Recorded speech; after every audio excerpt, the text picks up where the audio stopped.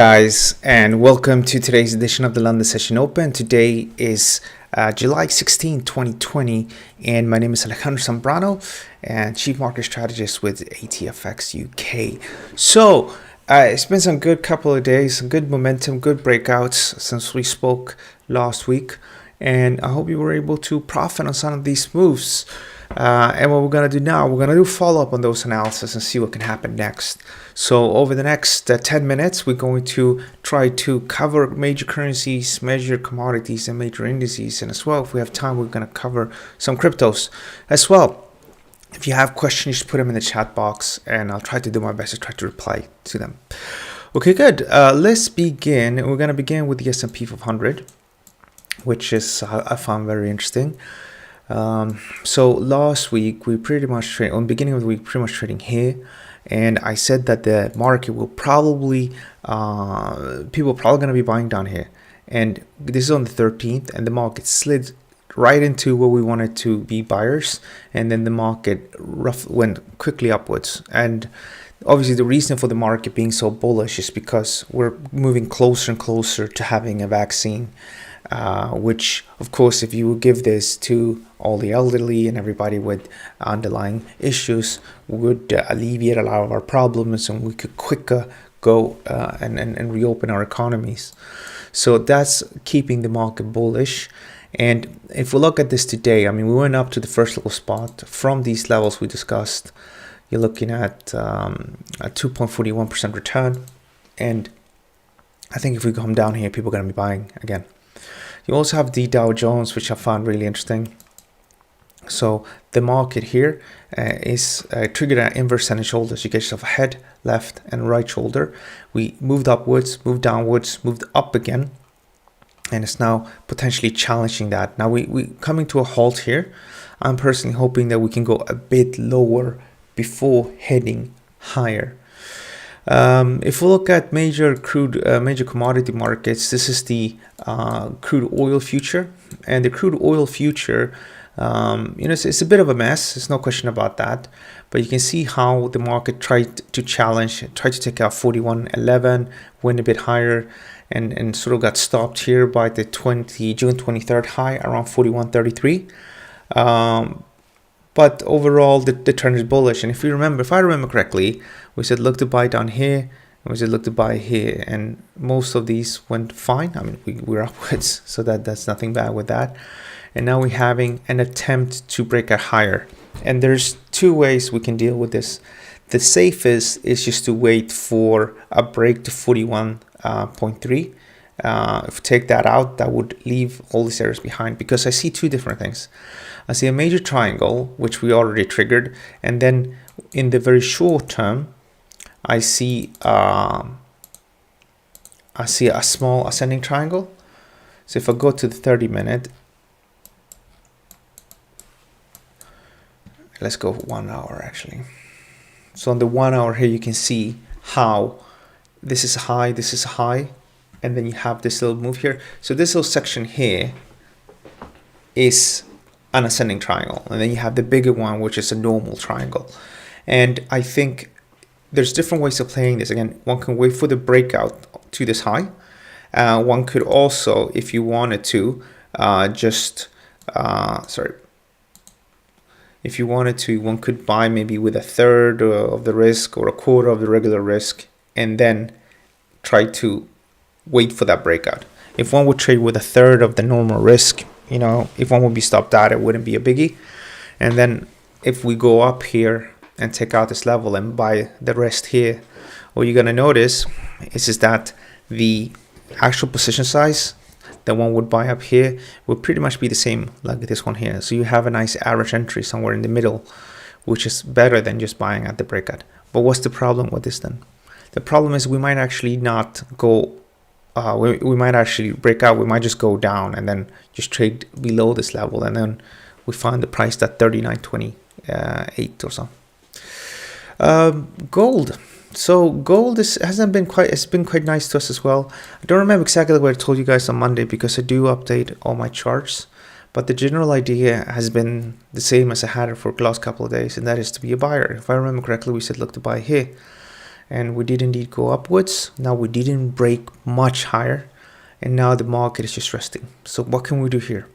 Break to maybe something like 1816. It's gonna lift things higher, and we can finally reach that ascending triangle pattern at 1850. The alternative is we go down to 1795 and people try to buy here and then target the upside. Overall, as long as straight above 1771.95, I'm going to be bullish. Let's take a look now at some of the major currencies. So this is the euro versus the dollar, and as you know, I've been bearish, and then we said look to turn bullish, but it wasn't an easy. And to be honest, I didn't even focus on these currencies. You know, I was long silver, and I made good money on that, and I had actually a very good month so far. So when you buy silver, you will sell dollars, so it's the same, except that here the situation was always cloudy. In the case of gold and silver, it wasn't, and it got some nice beautiful patterns. Just needed to have a bit of patience. So if one is looking at this right now, so what's the next action plan here? So if you look at the 1 hour, you can see how the market is going upwards, and now it's trying to trade below support here, and you're starting to see a bit of people selling on the back of that, because I guess they want to get out as well. You have the ECB rate meeting coming up, and guys, it's difficult. I mean, no one really anticipates any major changes, but the market is just going to do whatever it wants to do, and it's not necessarily going to be related to the ECB. It's just going to be that when that is out, you're going to see some funny moves.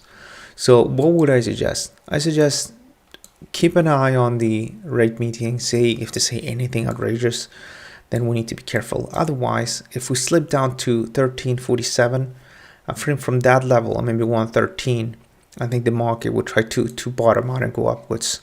But I will actually remain bullish as long as straight above 1252. As long as straight above this level, I'm going to be bullish, okay? What else? GBP versus USD. I'm bullish. There's two levels. I'm bullish from 125.56. Of course, if one did not buy there, I would wait for a slight slide. So when I did this webinar, or when I looked at this chart this early morning, it looked like it was going to go slightly lower, but it didn't. I'm going to leave it there. So if one is not in the market, I would just wait for this to come down again here. If one is already long, you already have your stop loss and stuff like that. It's never good to change things midway unless you really know what you're doing. Dollar yen, we'll just skip that one. It's not a lot of activity there. Aussie dollar, you had a nice beautiful little rectangle, resistance, support. The difference between high and low of that rectangle is 73 pips. You had that breakout. It's now coming down. If you did buy on that initial level, then I guess you would have stop loss orders down here potentially. If you're not in the market and you're just looking to get involved, then I would look to get involved around this level where some people probably have their stops. So we'll get involved from 69.58 all the way down to 69.18. As well, let's not forget FTSE 100. So this is the FTSE, and it's looking quite constructive actually, because in the past it's sort of been stuck in some funny wedge pair or wedge setup, but now it's far more flat. This actually, I like this a lot. This is actually a nice beautiful ascending triangle, which is why I have the rectangle and ascending triangle. Those are my favorites. Bullish and bearish. Now you can take the base, that's what some people do, or you can be less aggressive like I like to be, and then you're looking for that. So a 6% move possibly here. And you know what, the situation here is not too different than we've seen in many other markets. A lot of these different markets have all these different characteristics. What's the trick here? When we look to buy on a break to the upside, and then maybe like this candle here, I don't know if you can see it. This is a 6-hour candle created yesterday, so just below the level, maybe that's going to be it. It's not actually just about that level. The level that is actually interesting is today's low. That is what's interesting. And then if we do something like this, then you're looking at a decent reward ratio of about 2.47. Okay, good. Let's see if you guys have any questions. Let's actually take a look at cryptos. I forgot about them. they have been a bit quiet, so forgive me if I don't look at them too often now. So this is a weekly chart in Bitcoin, and you can see the market is just trading sideways here, right? And if we take out the low, we'll probably go, this is 8,556. Take this out, we're probably gonna go down here. And if we just go back to something like a 4-hour chart, it's just super quiet. And again, take this level out, we're probably gonna go lower. And if we take these levels up, we're probably gonna go higher. If you really wanna put a position on here, then maybe buying dips, but you're probably gonna find yourself in a situation where you are just waiting. And trading is not about, it's about putting your capital to work. And as an investor, you need to put your money, you don't have to put your money, but you would put your money where it moves by a decent amount. The way this is looking, it's not going to move anytime soon, unless there's some sort of a shock to the system. Okay, let's see if you guys have any questions. I'm going to open up the chat. Just give me a second. As well, don't forget to like the video. Don't forget as well to subscribe. If you're new to this, you definitely want to subscribe. Okay, so we have Sarbajet. Good morning to you, sir. We have as well Marvin. Good morning. And we have Stefan.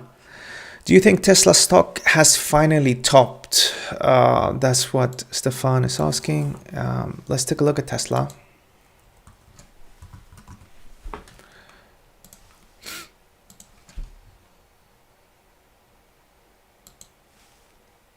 All right, so this is Tesla, and look at that beauty. So last time we checked, last time we checked was on Monday. We're trading up here, and I said, look to buy a dip.